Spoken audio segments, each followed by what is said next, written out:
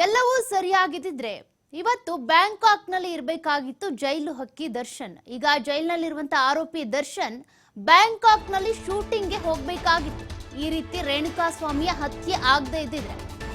ಆದ್ರೆ ಅದೆಲ್ಲ ಪ್ಲಾನ್ಗಳು ಕೂಡ ಈಗ ಕ್ಯಾನ್ಸಲ್ ಆಗಿದೆ. ಕಾರಣ ರೇಣುಕಾಸ್ವಾಮಿ ಕೊಲೆ ಕೇಸ್ನಲ್ಲಿ ಆರೋಪಿ 2 ಆಗಿ ದರ್ಶನ್ ಜೈಲಿನಲ್ಲಿರುವಂತದ್ದು. ಜುಲೈ 22ನೇ ತಾರೀಕು ಅಂದ್ರೆ ಇವತ್ತು ತೆರಳಬೇಕಾಗಿತ್ತು ದರ್ಶನ್ ಬ್ಯಾಂಕಾಕ್ಗೆ. 30 ದಿನಗಳ ಶೂಟಿಂಗ್ಗೆ ಅಂತ ಟೀಮ್ ಪ್ಲಾನ್ ಅನ್ನ ಮಾಡ್ಕೊಂಡಿತ್ತು.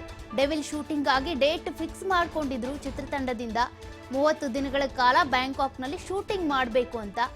ಆದ್ರೆ ಅದರ ಮಧ್ಯದಲ್ಲೇ ಆಗಿರುವಂತಹ ರೇಣುಕಾಸ್ವಾಮಿ ಹತ್ಯೆಗೆ ಸಂಬಂಧಪಟ್ಟಂತೆ ಆರೋಪಿ ದರ್ಶನ್ ಈಗ ಜೈಲಿನಲ್ಲಿದ್ದಾರೆ. ಜುಲೈ 22ಕ್ಕೆ ಬ್ಯಾಂಕಾಕ್ಗೆ ಹೋಗಬೇಕು ಶೂಟಿಂಗ್ಗೆ ಅಂತ ಮೊದಲೇ ಚಿತ್ರತಂಡದಿಂದ ಪ್ಲಾನ್ ಮಾಡಿಕೊಳ್ಳಲಾಗಿತ್ತು. ಡೆವಿಲ್ ಶೂಟಿಂಗ್ನ ಒಂದಷ್ಟು ಚಿತ್ರೀಕರಣದ ಭಾಗವನ್ನ ಬ್ಯಾಂಕಾಕ್ನಲ್ಲಿ ಮಾಡಬೇಕು ಅಂತ ಮೈಸೂರಿನಲ್ಲಿ ಶೂಟಿಂಗ್ ಮುಗಿಸಿ ಅಲ್ಲಿಂದ ಬ್ಯಾಂಕಾಕ್ಗೆ ತೆರಳಬೇಕು ಅಂತ ಡೇಟ್ ಅನ್ನ ಫಿಕ್ಸ್ ಮಾಡ್ಕೊಂಡಿದ್ರು. ಆದ್ರೆ ಅಷ್ಟರ ಒಳಗಡೆನೆ ಇಷ್ಟೆಲ್ಲ ಆಗಿದೆ. ರೇಣುಕಾಸ್ವಾಮಿ ಕೊಲೆ ಆಯಿತು. ಅದಾದ ಬಳಿಕ ಈ ಕೇಸ್ಗೆ ಸಂಬಂಧಪಟ್ಟಂತೆ 17 ಆರೋಪಿಗಳ ಬಂಧನ ಕೂಡ ಆಗಿದೆ. ಅವರು ಚಿತ್ರತಂಡ ಫಿಕ್ಸ್ ಮಾಡಿದಂತ ಡೇಟ್ ಪ್ರಕಾರ ಇವತ್ತು ಬ್ಯಾಂಕಾಕ್ಗೆ ಹೋಗಬೇಕಾಗಿತ್ತು. ಇದಕ್ಕೆ ಅಂತಾನೆ 60 ಕೋಟಿ ಬಜೆಟ್ ಅನ್ನು ಕೂಡ ಮೀಸಲಿಟ್ಟಿದ್ರಂತೆ. ಇದಕ್ಕೆ ಅಂತ ಖರ್ಚು ಮಾಡಲಾಗಿತ್ತಂತೆ. ಒಟ್ಟು 60 ಜನರನ್ನ ಕರ್ಕೊಂಡು ಹೋಗಬೇಕು ಅಂತ ಕೂಡ ಟೀಮ್ ಅಲ್ಲಿ ಪ್ಲಾನ್ ಮಾಡ್ಕೊಳ್ಳಲಾಗಿತ್ತಂತೆ. ಏರ್ ಟಿಕೆಟ್, ವೀಸಾ ಇದೆಲ್ಲವನ್ನು ಕೂಡ ಸಿದ್ಧತೆ ಮಾಡ್ಕೊಂಡಿದ್ರು ನಿರ್ಮಾಪಕರು. ಆದ್ರೀಗ ನಿರ್ಮಾಪಕರು ಕೂಡ ಕೈ ಸುಟ್ಕೊಂಡಿದ್ದಾರೆ. ಆರ್ಥಿಕವಾಗಿ ಒಂದ್ ರೀತಿ ಅವರಿಗೂ ಪೆಟ್ಟು ಬಿದ್ದಂತೆ ಆಗಿದೆ. ಡೆವಿಲ್ ಶೂಟಿಂಗ್ಗೆ ಅಂತೇಳಿ ಬ್ಯಾಂಕಾಕ್ನಲ್ಲಿ 30 ದಿನಗಳ ಕಾಲ ಅಲ್ಲಿ ಇರಬೇಕು ಅನ್ನುವಂಥ ಕಾರಣಕ್ಕೆ ಏರ್ ಟಿಕೆಟ್ ಜೊತೆಗೆ ವೀಸಾ ಸೇರಿದಂತೆ 60 ಜನರನ್ನ ಕರ್ಕೊಂಡು ಹೋಗ್ಬೇಕು ಅಂತ ಪ್ಲಾನ್ ಅನ್ನ ಮಾಡ್ಕೊಂಡಿದ್ರು. ಆದ್ರೆ ಅದ್ರ ಮಧ್ಯದಲ್ಲಿ ಇದೆಲ್ಲ ಆಗಿ ಹೋಗಿದೆ. ಮೈಸೂರಿನಲ್ಲಿ ಶೂಟಿಂಗ್ ಆದ ಬಳಿಕ ಅಲ್ಲಿಂದ ಬ್ಯಾಂಕಾಕ್ಗೆ ಹೋಗಬೇಕು ಅಂತ ಪ್ಲಾನ್ ಮಾಡ್ಕೊಂಡಿದ್ರು. ಆದ್ರೆ ಮೈಸೂರಿನಲ್ಲಿ ಕೂಡ ಶೂಟಿಂಗ್ ಅರ್ಧಕ್ಕೆ ನಿಲ್ತು. ಅದೇ ರೀತಿಯಾಗಿ ಬ್ಯಾಂಕಾಕ್ನಲ್ಲಿ ಶೂಟಿಂಗ್ ಹೋಗೋದಕ್ಕಾಗಿಲ್ಲ. ಯಾಕೆಂದ್ರೆ ಈಗ ಶೂಟಿಂಗ್ ಹೋಗೋದಕ್ಕೂ ಆಗಲ್ಲ. ಸದ್ಯಕ್ಕೆ ಅವಕಾಶ ಕೊಡ್ತಾರೆ ನಮ್ಮ ದರ್ಶನ್ಗೆ, ಡೆವಿಲ್ ಶೂಟಿಂಗ್ ಮುಂದುವರಿಯುತ್ತೆ ಅಂತೆಲ್ಲ ಅಭಿಮಾನಿಗಳು ಕೆಲವರು ಅನ್ಕೋತಾ ಇದ್ದಾರೆ. ಅದಕ್ಕೆ ಅವಕಾಶ ಇಲ್ಲ. ಯಾಕೆಂದ್ರೆ ಇನ್ನು ಕೂಡ ವಿಚಾರಣಾಧೀನ ಕೈದಿ ಆಗಿರೋದ್ರಿಂದ ಶೂಟಿಂಗ್ಗೆ ಕೂಡ ಅವಕಾಶವನ್ನ ಕೊಡೋದಿಲ್ಲ.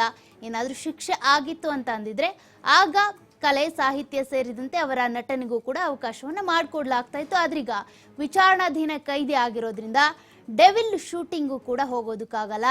ಬ್ಯಾಂಕಾಕ್ನಲ್ಲಿ ಇರಬೇಕಾಗಿದ್ದಂಥ ದರ್ಶನ್ ಈಗ ಜೈಲು ಹಕ್ಕಿಯಾಗಿ ಸೆರೆಮನೆಯಲ್ಲಿ ಉಳ್ಕೊಂಡಿದ್ದಾರೆ.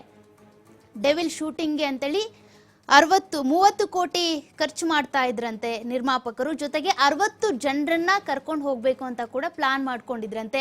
ಅವ್ರಿಗೆ ಬೇಕಾಗಿರುವಂತ ವೀಸಾ ಇರ್ಬೋದು, ಏರ್ ಟಿಕೆಟ್ ಇರ್ಬೋದು, ಇದೆಲ್ಲದೂ ಕೂಡ ಬುಕ್ ಆಗ್ಬಿಟ್ಟಿತ್ತು. ಹಾಗಾಗಿ ಅವರಿಗೂ ಕೂಡ ಈಗ ಆರ್ಥಿಕವಾಗಿ ಪೆಟ್ಟು ಬಿದ್ದಂತೆ ಆಗಿದೆ.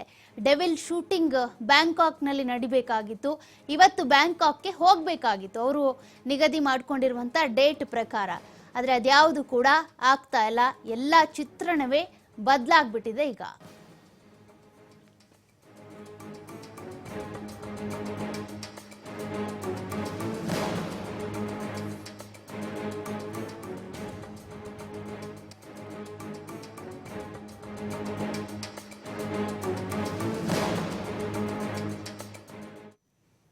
ಕೊಲೆ ಆರೋಪಿ ದರ್ಶನ್ಗೆ ಮನೆ ಊಟದ ಭಾಗ್ಯವೇ ಸಿಗ್ತಾ ಇಲ್ಲ. ಒಂದಲ್ಲ ಒಂದು ಅಡೆತಡೆಗಳು ಬರ್ತಾ ಇದ್ದಾವೆ.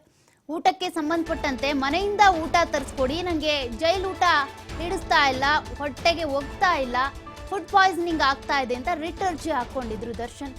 ಆದ್ರೀಗ ಕೊಲೆ ಆರೋಪಿ ದರ್ಶನ್ಗೆ ಮನೆ ಊಟದ ಭಾಗ್ಯವೇ ಸಿಗ್ತಾ ಇಲ್ಲ. ಇವತ್ತು ಮ್ಯಾಜಿಸ್ಟ್ರೇಟ್ ಕೋರ್ಟ್ನಲ್ಲಿ ಇದೇ ಊಟಕ್ಕೆ ಸಂಬಂಧಪಟ್ಟಂತೆ ರಿಟ್ ಅರ್ಜಿ ಏನಿದೆ ಅದರ ಭವಿಷ್ಯ ಕೂಡ ಗೊತ್ತಾಗುತ್ತೆ. ರಿಟ್ ಅರ್ಜಿಯ ವಿಚಾರಣೆಯನ್ನು ಇವತ್ತು ಮ್ಯಾಜಿಸ್ಟ್ರೇಟ್ ಕೋರ್ಟ್ನಲ್ಲಿ ಮಾಡಲಾಗುತ್ತೆ.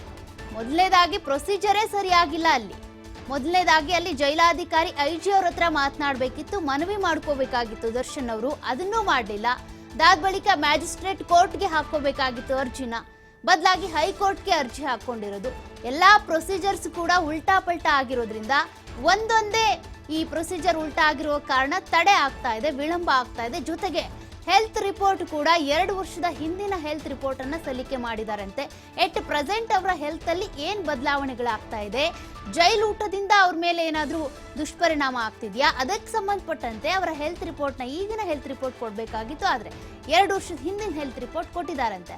ಹಾಗಾಗಿ ಇವೆಲ್ಲ ಕೂಡ ಉಲ್ಟಾ ಪಲ್ಟಾ ಪ್ರೊಸೀಜರ್ಸ್ ಆಗಿರೋದ್ರಿಂದ, ತಪ್ಪುಗಳಾಗಿರೋದ್ರಿಂದ ಸದ್ಯಕ್ಕೆ ಇವತ್ತಿನ ರಿಟ್ ಅರ್ಜಿಯ ವಿಚಾರಣೆಯಲ್ಲಿ ಏನಾಗುತ್ತೆ, ಮನೆ ಊಟಕ್ಕೆ ಅವಕಾಶವನ್ನ ಮಾಡಿಕೊಡ್ತಾರಾ, ಯಾಕೆಂದ್ರೆ ಬೇರೆ ಆರೋಪಿಗಳು ಕೂಡ ಕೇಳಬಹುದು ಮನೆಯೂಟವನ್ನ ಅನ್ನುವಂತ ಒಂದು ವಾದವನ್ನ ಕೂಡ ಪಬ್ಲಿಕ್ ಪ್ರಾಸಿಕ್ಯೂಟರ್ ಈಗಾಗಲೇ ವಾದ ಮಂಡನೆ ಮಾಡುವಂತ ಸಂದರ್ಭದಲ್ಲಿ ಹೇಳಿದ್ದಾರೆ. ಬೇರೆ ಆರೋಪಿಗಳು ಇದೇ ರೀತಿಯಾಗಿ ನಮಗೂ ಕೂಡ ಜೈಲೂಟ ಸೇರ್ತಾ ಇಲ್ಲ, ಮನೆ ಊಟ ಬೇಕು ಅಂದ್ರೆ ಏನ್ ಮಾಡ್ಬೇಕು ನಾವು, ಇದೇ ರೀತಿಯಾಗಿ ಎಲ್ಲ ಆರೋಪಿಗಳು ಕೇಳಿದ್ರೆ ಅನ್ನುವಂತ ಪ್ರಶ್ನೆ ಕೂಡ ಇಟ್ಟಿದ್ದಾರೆ. ಹಾಗಾಗಿ ದರ್ಶನ್ ಹೇಳುವ ಪ್ರಕಾರ ಮನೆಯೂಟನೇ ಬೇಕು ನನಗೆ, ಜೈಲೂಟ ನನ್ಗೆ ಹಿಡಿಸ್ತಿಲ್ಲ ಅಂತಿದಾರಲ್ಲ. ಆದ್ರೆ ಜೈಲೂಟಕ್ಕೆ ಸಂಬಂಧಪಟ್ಟಂತೆ ಕೂಡ ಜೈಲಾಧಿಕಾರಿಗಳು ಅಲ್ಲಿ ಊಟ ತಯಾರಿ ಮಾಡ್ತಾ ಇರುವಂತದ್ರ ಬಗ್ಗೆ ಕೂಡ ರಿಪೋರ್ಟ್ ಅನ್ನ ಸಲ್ಲಿಕೆ ಮಾಡಿದ್ದಾರೆ ಕೋರ್ಟ್ಗೆ. ಆ ರಿಪೋರ್ಟ್ ಅನ್ನು ಕೂಡ ಇಟ್ಕೊಂಡು ಈಗ 6 ವರ್ಷಗಳಿಂದ ಈ ರೀತಿಯ ಯಾವುದೇ ರೀತಿಯ ಕೇಸಸ್ ಆಗಿಲ್ಲಂತೆ. ಅಂದ್ರೆ ಅಲ್ಲಿ ಜೈಲೂಟವನ್ನ ತಿಂದು ಯಾರಿಗೂ ಕೂಡ ವಾಂತಿ ಭೇದಿ ಆಗಿಲ್ಲ ಅಥವಾ ಅನಾರೋಗ್ಯ ಉಂಟಾಗಿಲ್ಲ ಅನ್ನುವಂತ ಅಂಶಗಳನ್ನ ಉಲ್ಲೇಖ ಮಾಡಲಾಗಿದೆ. ಯಾಕೆಂದ್ರೆ ಜೈಲೂಟ ತಯಾರಿ ಮಾಡುವಂತ ಸಂದರ್ಭದಲ್ಲಿ ಎಲ್ಲ ಕೂಡ CCTV ರೆಕಾರ್ಡ್ ಆಗುತ್ತೆ, ವಿಡಿಯೋ ರೆಕಾರ್ಡಿಂಗ್ ಮಾಡಲಾಗುತ್ತೆ, ಅವೆಲ್ಲ ಫುಟೇಜ್ ಕೂಡ ಕೊಟ್ಟಿದ್ದಾರಂತೆ. ಹಾಗಾಗಿ ಇವತ್ತು 24ನೇ ACMM ಕೋರ್ಟ್ ನಲ್ಲಿ ದರ್ಶನ್ ಅವರ ಅರ್ಜಿ ವಿಚಾರಣೆ ಆಗುತ್ತೆ. ನ್ಯಾಯಾಧೀಶರು ಏನ್ ತೀರ್ಮಾನವನ್ನ ತೆಗೆದುಕೊಳ್ತಾರೆ, ಇವತ್ತಾದ್ರೂ ವಿಚಾರಣೆಯ ಬಳಿಕ ದರ್ಶನ್ಗೆ ಮನೆಯೂಟದ ಭಾಗ್ಯ ಸಿಗುತ್ತಾ ಅಥವಾ ಜೈಲೂಟವೇ ಗತಿಯಾಗುತ್ತಾ ಅನ್ನುವಂತ ಕುತೂಹಲ ಸದ್ಯಕ್ಕಿದೆ.